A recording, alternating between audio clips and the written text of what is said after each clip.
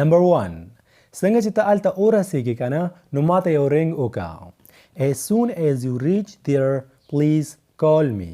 لکه کله کله مونږ په پښتو کې خلکو ته وایو که نه چې څنګه چې ته هلته ورسېږې که نه د ګاډي نه کوشي نو بس ماته یو رنګ وکړه چې زه پوه شم چې ته ورسېدلې. نو که چېرته تاسو په انګلش کې دغه شانې خبرې کول غواړئ نو بیا تاسو ضرورت دی د دغه فریز as soon as. As soon as you reach صرف د دې مطلب دی څنګه چې ته ورسېږي خو چې کله ورسره دا نور سنټنس یو ځای شي as soon as you reach there د there مطلب دی هلته پلیز کال می مهرباني وکړه ماته یو رنګ وکړه. اوس د یو سنټنس نه څنګه چې زه تاسو ته هر ټایم وایم تاسو د یو سنټنس نه ډېر سنټنسز جملې په خپله جوړولی شئ. که چېرته تاسو په انګلش کې داسې ویل غواړئ چې څنګه چې ته مونځ وکړې که نه نو ماته یو رنګ وکړه نو بیا تاسو ویلی شئ as soon as you offer the prayer please call me. اوس د دې مطلب دا شو چې څنګه چې ته مونځ وکړې بس بیا ماته رنګ وکړه نو زه به هم درشم.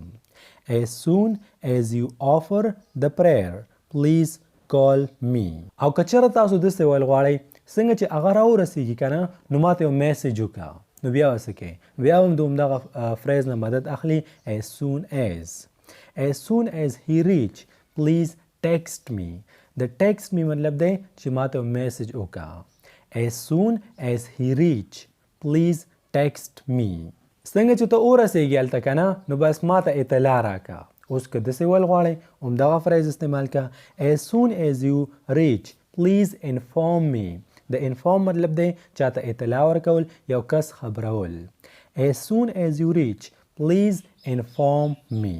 یاره والله چې سم نشو ویلی که چېرته په انګلش کې تاسو داسې ویل غواړئ لکه کله کله څوک زموږ نه پوښتنه وکړي که نه چې ته د دې پلانکي څیز په باره کې څه وایې نو موږ وایو یاره څه به ووایو یا سم نشو ویلی نو په انګلش کې ویل کېږي can't say.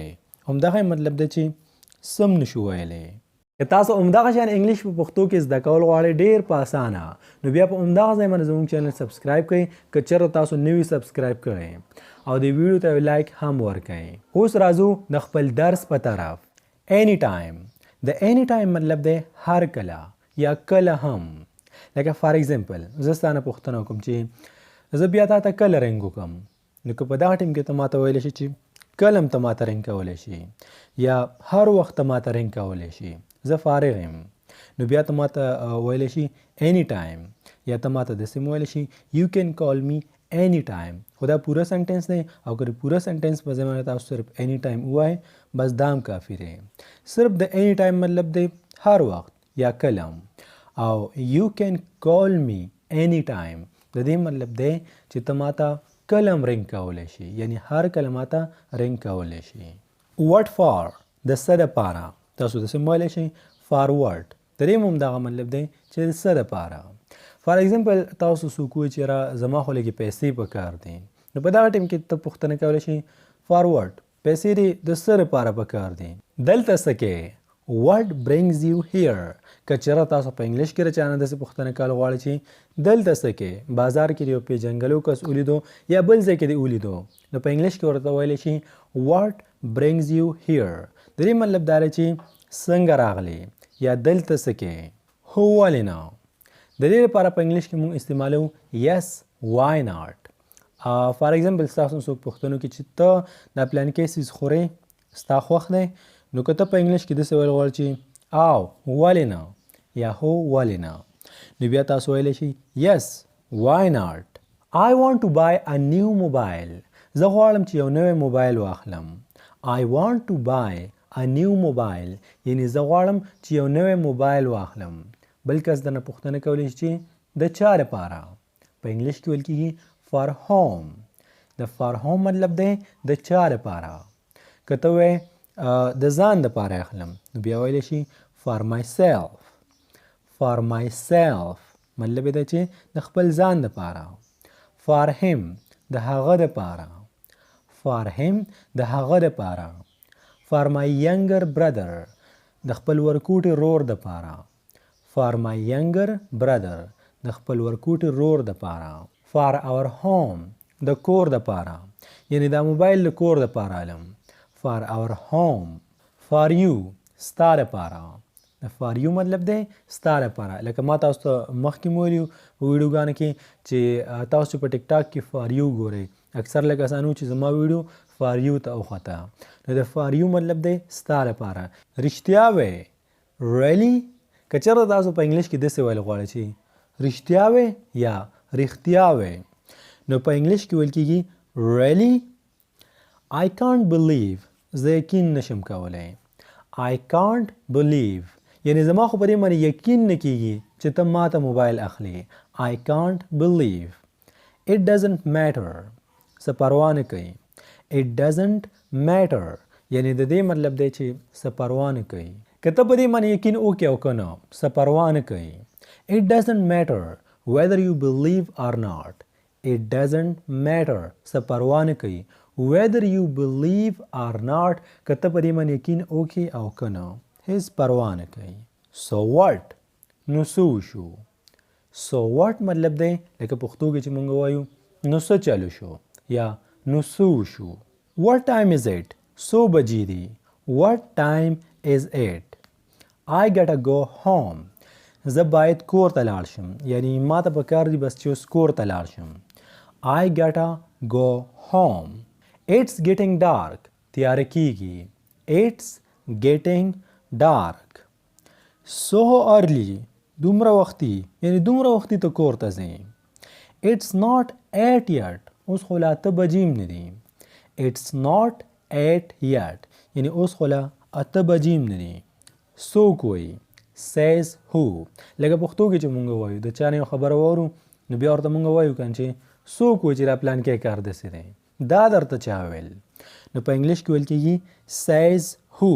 تاسو داسې هم ویلی شي who says، خو says who چې دی دا ډېر صحیح راځي. دواړه صحیح دي، کوم چې ستاسو خوښ وي هغه تاسو ویلی شئ.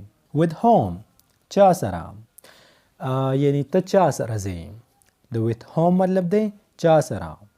with my father زما پلار سره. with my father یعنی زما پلار سره.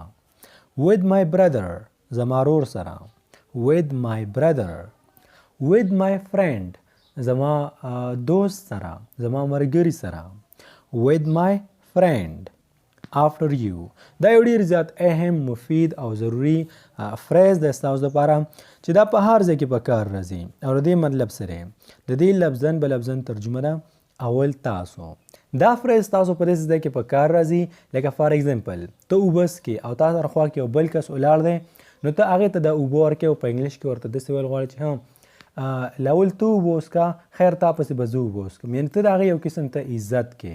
نو ته په انګلیش کې ویلی شي after you، هغه ته جام ونیسه، ګیلاس ونیسه او ورته ووایه after you. بل فار ایگزامپل ته په ګیټ باندې را دننه کېږي او تا سره یو مشر را روان دی، نو تا لار هغې ته پرېغوسته، ته به پرېږده چې دا پرې ګیټ باندې دننه شي، نو ته ورته ویلی شي after you، یعنی لاول ته دننه شه او بیا به زه دننه شم. ښه اوس به څه کوو. now what. د now what مطلب دی لکه په پښتو کې چې مونږ وایو ښه نو اوس به څه کوو. now what. I agree زه راضي یم، یعنی زه منم. I agree کله چې یو کس یو خبره وکړي نو مونږ ورته وایو کنه چې زه منم، واقعي همداسې ده، نو په دې ټیم کې هم تاسو ویلی شئ I agree. او که ستاسو بس همدا مطلب وي چېرې زه راضي یم، دا تا چې څه وویل که نه دې سره زه متفق یم، زه ورسره راضي یم، نو ویلی شي I agree.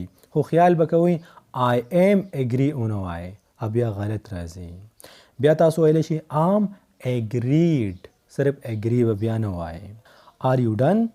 د are you done مطلب دی کار وشو، لکه پښتو کې چې مونږ خلکو ته وایو فار ایگزامپل یو کس روټۍ خوري، چیس کی یا بل یو څه کار کوي، نو مونږ ورته وایو که نه کله چې هغه کار وکړي چې بس کار وشو، یعنی تا چې کوم کار کوه اوس که دا هر یو کار وي، تا را پلانکې کار وکړو سر ته ورسېدو، ته موړ شوې، تا چې اوس کو نو ویلی شي are you done. are you done. watch your steps. د watch your steps مطلب دی چې خیال کوه، یعنی احتیاط کوه. د دې په ځای باندې تاسو داسې ویلی شي watch out. د دې هم دغه مطلب دی چې خیال کوه. the sooner the better. اوس دا هم یو ډېر زیات اهم سنټنس دی، دا به ستاسو په ډېر ځایونو کې په کار راشي او د دې مطلب سره لکه پښتو کې چې مونږ وایو دا پلانکی کار چې څومره زر وشي که نه هغومره ښه دی. لاس پې خوځوه بس چې څومره زر دا ختم کړي هغومره ښه دی. نو تاسو ویلی شي د سونر د بیټر، یعنی څومره زر چې وشي هغومره ښه ده، هغومره ورکې زموږ فایده ده. May God bless you د دې دوه درې میننګ کېدلی شي. May God bless you که ته چېرته چاته ویل غواړې چې الله دې وبخه، نو په انګلیش کې ورته ویلی شي May God bless you. که ته ورته وایې چې الله دې در سره ښه وکړي، نو بیا هم ورته ویلی شي May God bless you. May you live long که ته چاته داسې ویل غواړې چې الله دې ډېر عمر درکړي، الله دې د ډېره پورې ژوندی لره، نو بیا ورته ویلی شي May you live long. May you die soon که چېرته تاسو چاته خیره کول غواړئ، خیره ښه کار نه دی خو هسې بس یو اګزامپل اوس په دې ویډیو کې راغی.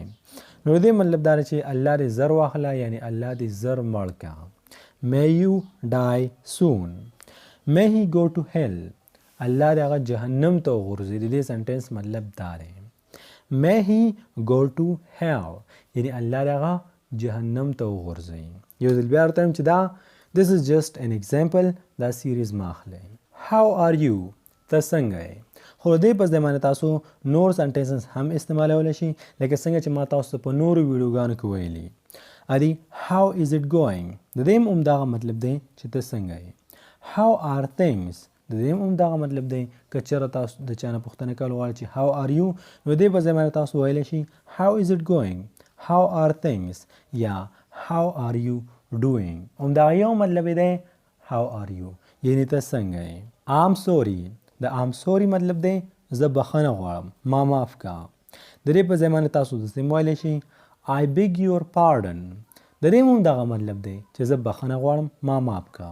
خو دا سنټینس I beg your pardon د I'm sorry نه زیات استعمالیږي. یا د I beg your pardon په ځای باندې تاسو صرف یو لفظ هم استعمالولی شي pardon. څه غلطی درنه وشو بس صرف دومره ویلی شي pardon. او د pardon همدغه مطلب دی چې زه ستا نه معافي غواړم، زما غلطي وه. That's all right د دې څه مطلب دی؟ د دې مطلب دا دی لکه پښتو کې چې مونږ خلکو ته وایو چې زه خیر دی مړه څه خبره نه ده، خیر دی څه خبره نه ده. نو په انګلیش کې د دې لپاره استعمالیږي That's all right. د یو کس نه څه غلطی وشو بیا درنه معافي غواړي، ته ورته ویلی شي That's all right زه خیر دی څه خبره نه ده. I don't mind زه نه خفه کېږم. I don't mind زه نه خفه کېږم. زه به ولې خفه کېږم. Why would I mind زه به ولې خفه کېږم. Why would I mind یا Why would I mind it. I'm on the way زه په لاره کې یم، بس دا در رسم ښه. I'm on the way د دې څه مطلب دی؟ مطلب دی چې زه په لار کې یم. They are on the way هغوی په لار کې دي، بس را رسېدو والا دي. They are about to reach هغوی را رسېدو والا دي، یعنی دا اوس به راورسېږي. They are about to reach. What do you do ته څه کې، یعنی ته څه کار روزګار کې. What do you do. What are you doing دا دواړه سنټینسز درته ځکه ښیم ځکه چې په دې دواړو سنټینسز کې د ځمکې او د اسمان فرق دی. د what do you do مطلب دا دی که چېرته تاسو د چا نه د کار روزګار په باره کې پوښتنه کول غواړئ چې ته څه کار روزګار کې، او د what are you doing مطلب دی چې ته اوس په دې موجوده وخت کې څه کې. what are you doing. Please keep quiet مهرباني وکړه لږ چپ شه، یعنی لږ خاموش شه. Please keep quiet دا کویټ نه دی ها. Pleased to meet you تا سره په ملاقات باندې ډېر خوشحاله شوم، یعنی تا سره مې چې ولیدل میلاو شوم ملاقات مې وکړو نو ډېر زیات خوشحاله شوم. Pleased to meet you. We chatted till midnight موږ د نیمې شپې پورې ګپ شپ ولګاو. We chatted till midnight که چېرته په انګلیش کې تاسو داسې ویل غواړئ چېرې بېګا خو موږ د نیمې شپې پورې ناستو ګپ شپ هم لګاو، نو بیا تاسو ویلی شي We chatted till midnight. د چیټ مطلب دی لکه تاسو چې په میسنجر باندې چیټ کوئ، واتساپ وغیره باندې، نو د دې چیټ لفظ مطلب دی ګپ شپ چا سره لګول. How dare you اوس د دې څه مطلب دی؟ لکه پښتو کې چې مونږ خلکو ته وایو چې تا آخر جرأت څنګه وکړو د دې پلانکي کار د کولو، نو په انګلیش کې ویلی شي How dare you. How dare you sit here تا دلته د کېناستلو جرأت څنګه وکړو. How dare you sit here کوشش کوئ چې ما سره یو ځای وایئ نو دې سره به ستاسو تلفظ پرونسیشن دا به ورسره صحیح کېږي او ستاسو به پریکټس کېږي. How dare you sit here یعنې تا دلته د کېناستلو جرأت څنګه وکړو. How dare he came here هغه دلته د راتللو جرأت څنګه وکړو. How dare he came here یعنې هغه دلته د راتګ جرأت اخر څنګه وکړو. How dare you sit on my chair تا زما په چیر باندې زما په کرسۍ باندې د کېناستلو جرأت څنګه وکړو. How dare you sit on my chair. Could you please repeat that. مهرباني وکړه دا به یو ځل بیا ونوئ. فار ایگزامپل څوک درته نمبر ووایي ایډرس درته ووایي یا بله څه خبره درته کوي او تاسو خبره وانه اورېدله پوه پرې نه شوئ نو په انګلیش کې ورته ویلی شي could you please repeat that. could you please repeat that. آیا دا خبره به یو ځل بیا وکړي. what an idea ډېر ښه سوچ دی. ستاسو یو ملګری یا بل څوک تاسو ته یو ښه آیډیا درکړي نو تاسو ورته ویلی شي what's an idea that's too much بس دا ډېر دی.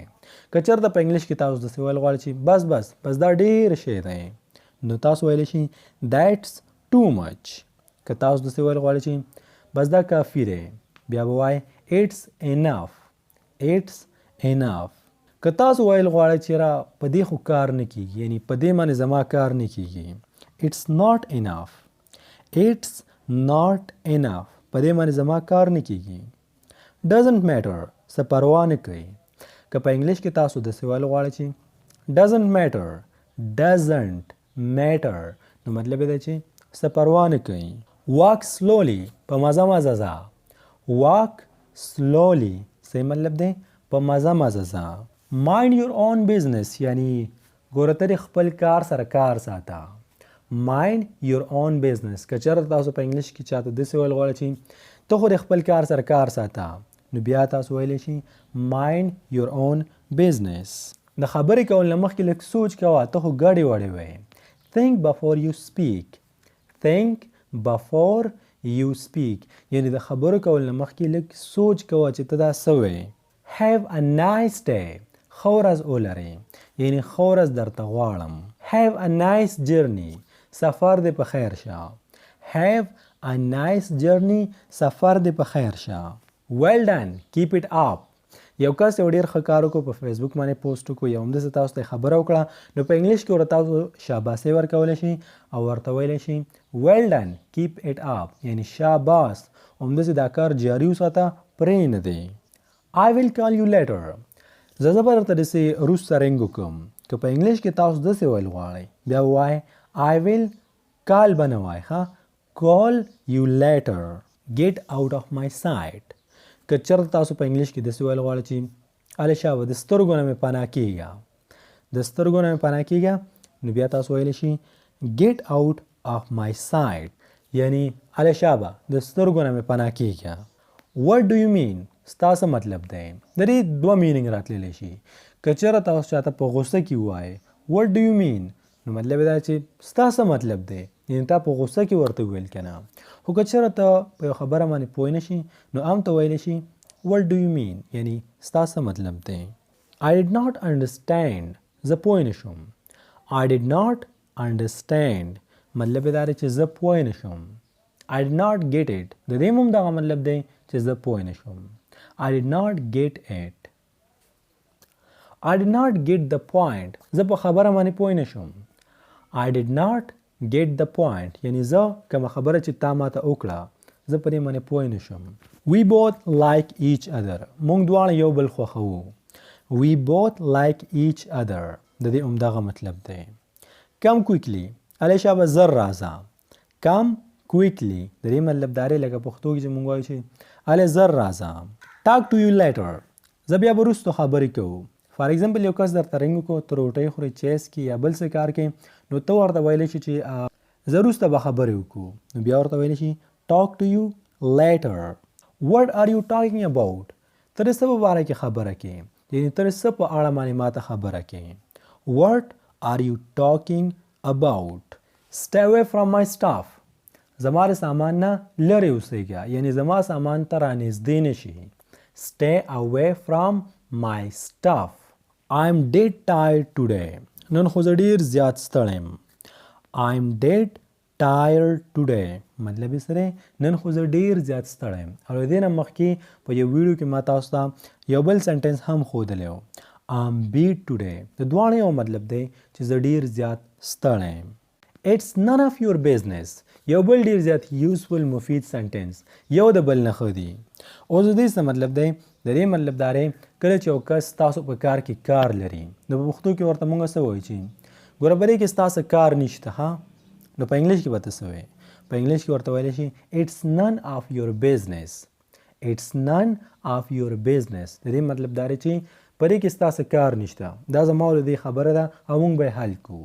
که ته چاته داسې ویل غواړې لکه لږ مخکې چې موږ زده کړه چې خپل کار سره د کار ساته نو بیا ورته ویلی شي mind your own business. Can I ask you something? آیا زه ستانه یو پوښتنه کولی شم؟ Can I ask you something مطلب سره چې آیا زه ستانه یو پوښتنه کولی شم. Sorry for the inconvenience.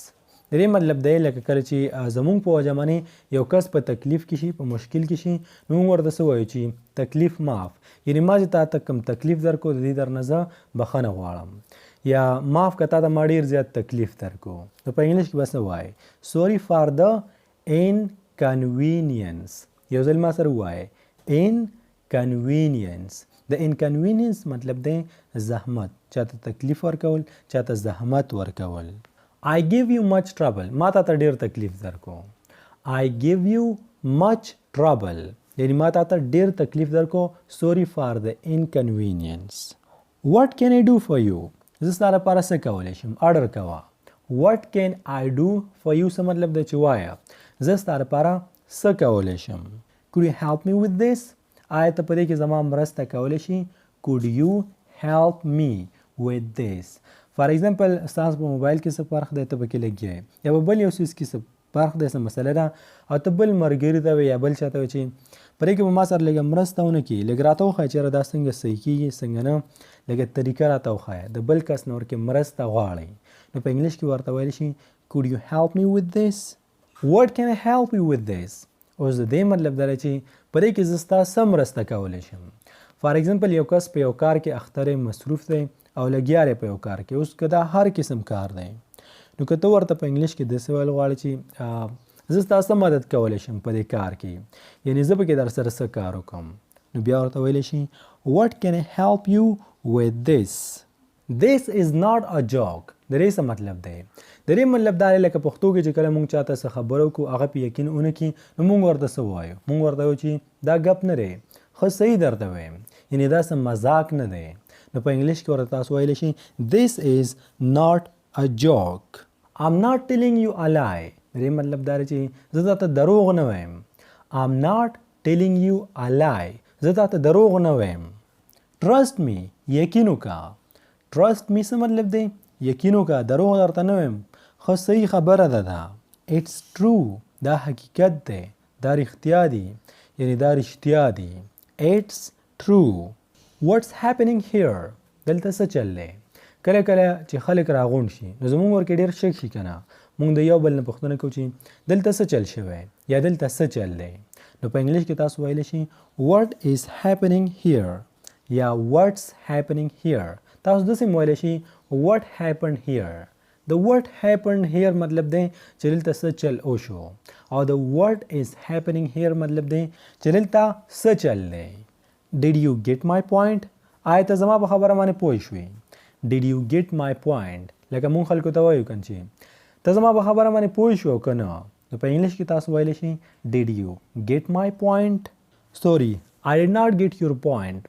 بخښنه غواړم زه ستا په خبره باندې پوه نه شم چې تاسو ته وویل I did not get your point. تا خیر زما نه څه غواړئ What do you want from me? What do you want from me? یعنې تا خیر زما نه څه غواړئ Nothing. سم نه یعنې زه ستا نه سم نه غواړم د nothing مطلب دی سم نه Where do you work? Where do you work? ته په کوم ځای کې کار کوې Where is your office? ستاسو آفیس ستاسو دفتر کوم ځای کې دی Where is your office? Get ready for school. Get ready for school. که تاسو خپل ماشومانو ته ویل غواړئ چې سکول ته ځان تیار کړه یعنې سکول ته د تللو دپاره ځان تیار کا. نو ورته ویلی شي get ready for school. I will try my level best. د دې مطلب دا دی چې زه به خپل پوره کوشش کوم. فار ایگزامپل تاسو څوک د یو کار ووایئ نو که چېرته تاسو صرف داسې ویل غواړئ چې زه صحیح دی زه به کوشش وکړم نو بیا ویلی شي I will try. خو که هغه در باندې ډېر زیات زور راوړي چې دا کار به ته خامخا کوې نو په دې ټیم کې ته ویلی شي زه صحیح ده زه به خپل پوره کوشش کوم زه به ډېر زیات کوشش کوم. بیا تاسو ویلی شي I will try my level best. Are you coming along? ته ورسره راځئ. Are you coming along? د دې څه مطلب دی؟ د دې مطلب دا دی که چېرته تاسو په انګلیش کې د چا نه پوښتنه کول غواړئ چې آیا هغه پلانکي سره به تم راځئ نو تاسو ورته ویلی شئ Are you coming along? I may also come. کیدای شي چې زم درشم. I may also come. کیدای شي چې زم درشم. This is not fair. دا ښه خبره نه ده. پښتو کې مونږ وایو که نه کومه خبره یا کوم کار چې زموږ خوښ نه شي نو مونږ وایو یاره دا ښه خبره نه ده دا ښه کار نه دی. نو په انګلیش کې تاسو ویلی شي This is not fair. What are you doing today? What are you doing today? نن ته څه کوې؟ Are you free today? آیا نن ته اوزګار یې؟ Are you free today? یعنی آیا نن ته فارغ یې نن ته اوزګار یې؟ Please say something. څه خو ووایه که نه. Please say something. یو کس تاسو سره روان دی یا ناست دی خاموش سم نه وایي نو موږ ورته وایو چې څه خو وایه که نه نو په انګلیش کې ویل کېږي Please say something. I'll come again. زه به بیا راځم زه به دوباره راځم. I'll یا I will come again. Thank you so much for inviting us. موږ ته دعوت راکولو ډیره ډیره مننه. Thank you so much for inviting us. Thank you for your advice. د سلام مشورې راکولو ډیره مننه. تاسو یو څوک صلاح درکړي مشوره درکړي نو تاسو ورته په انګلیش کې ویلی شي Thank you so much for your advice یا صرف Thank you for your advice. When will you reach? ته به کله رسیږي. When will you reach یعنی ته به کله رسیږي. When will you come here? ته به دلته کله راځئ. When will you come here? ته به دلته کله راځئ. When will you go there? ته به هلته کله ځئ. When will you go there? ته به هلته کله ځئ. What time will you reach? ته به څه ټیم رسیږي. What time will you reach یعنی ته په څو بجې باندې په څه ټیم باندې به ته رسیږي. How was your day? ورځ دې څنګه وه. How was your day مطلب دی چې نن ورځ دې څنګه وه. It was fantastic. Fantastic وه یعنی ډیره ښه وه. Tell me your address. ما ته د ایډرس ووایه. د ایډرس مطلب دی پته. Tell me your address یعنی ما ته د ایډرس پته دې راته ووایه. Tell me your phone number. ستا فون نمبر ستا موبایل نمبر ما ته ووایه. د ټیل می په ځای باندې تاسو داسې ویلی شئ What's your address ستا ایډرس څه دی. What's your phone number او ستا موبایل نمبر څه دی. No, I don't want. نه زما نه دی پکار. که په انګلیش کې تاسو داسې ویل غواړئ چې نه زما نه دی پکار نو بیا تاسو ویلی شئ No, I don't want. What do you think about this? د دې په باره کې ستا څه فکر دی یا د دې په باره کې ته څه سوچ کې. What do you think about this? What have you succeeded in? ته په څه کې کامیاب شوې. What have you succeeded in? یعنی ته په څه کې کامیاب شوې. Your name is on the list. ستا نوم په لیست کې و. Your name is on the list. ستا نوم په لیست کې و. It's a lovely day. نن ډېره ښکلې ورځ ده. It's a lovely day. یعنی نن ډېره ښکلې ورځ ده. I haven't done my homework. ما خپل homework نه دی کړی. I haven't یا I have not done my homework. ما خپل homework نه دی کړی. I haven't finished my work. ما خپل کار نه دی ختم کړی. I haven't finished my work. یعنی ما خپل کار نه دی ختم کړی. Sorry for being late. د ناوخته راتللو بخښنه غواړم. Sorry for being late څه مطلب دی چې د ناوخته راتللو بخښنه غواړم. Please clean the house. کور صفا کړئ. Please clean the house مطلب دی چې مهرباني وکړئ کور صفا کړئ. The guests are about to reach. ملمانه را رسیدو والا دي. The guests. guest وی ملمه ته. The guests are about to reach یعنی میلمانه را رسیدو والا دي. all the guests have left ټول میلمانه تللی دي. all the guests have left یعنی ټول میلمانه تللی دي. leave it on me کله چې موږ په پښتو کې خلکو ته وایو چې دا پلان کې کار ما ته پرېږده زه به یې وکړم بس دا په ما شو نو په انګلیش کې ویل کېږي leave it to me سوري دا leave it on me نه دی دا دی leave it to me. نو که تاسو همدغه شان انګلیش په پښتو کې زده کول غواړئ د انګلیش ګرایمر د الفاظ جملې او داسې ډېر څه چې د هغې په ذریعه سره تاسو په ډېر کم وخت کې روان انګلیش زده کولی شئ. ډېر خلک زموږ د دې چینل نه او هم د فیسبوک پیج نه فایده اخلي او که تاسو هم انګلیش زده کول غواړئ نو په همدغه ځای باندې زموږ چینل سبسکرایب کړئ ځکه چې په دې باندې به تاسو ته هر قسمه ویډیو میلاویږي. او که تاسو پارټس اف سپیچ زده کول غواړئ د انګلیش ټول 12 واړه ټینسونه هم اکټیو پیسیو وایس ډایرکټ انډایرکټ او داسې ډېر څه نو د لینکس ما تاسو ته لاندې په ډسکرپشن کې یعنی د دې ویډیو نه لاندې درکړي وي په لینکس باندې چې تاسو کلیک وکړئ نو ډایرکټ به تاسو هغه ویډیو ته لاړ شئ. See you inshallah next time with another lesson. Until take care and palam sparam. Goodbye.